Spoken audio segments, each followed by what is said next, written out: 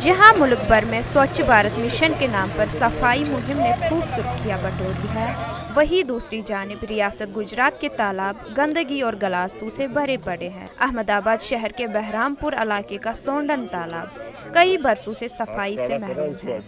तालाब की सफाई का जिम्मा बहरामपुर के कांग्रेस वार्ड रुकन ने लिया है और उनके साथ मुकामी लोगों ने भी बराबर मेहनत की।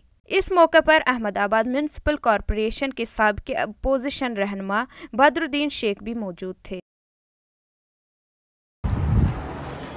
गलत नाले देकर सफाई अभियान की बातें करने वाले भारतीय जनता पार्टी और म्युनिसिपल कॉरपोरेशन कई मरतबा हमने कहा है, रजुआतें की है, कभी ये तालाब को साफ क्यों नहीं किया जाता है। मच्छर का उपद्रव है आजू बाजू में, चारों ओर देखो तो महामारी भी फैल रही है, उसके बावजूद भी कोई ध्यान नहीं दिया गया। इसीलिए हम लोगों ने खुद ही बहरामपुरा वार्ड कांग्रेस की ओर से सफाई अभियान चलाया और उसके माध्यम से हमने जेसीबी और ट्रैक्टर लाकर इसकी सफाई की।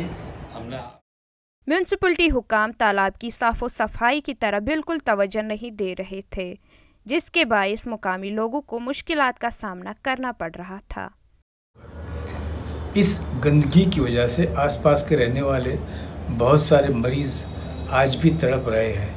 न तो उन्हें अच्छी हवा मिल सकती है और न ही उन्हें बिल्कुल पीने के लायक कोई अच्छा पानी मिल सकता है।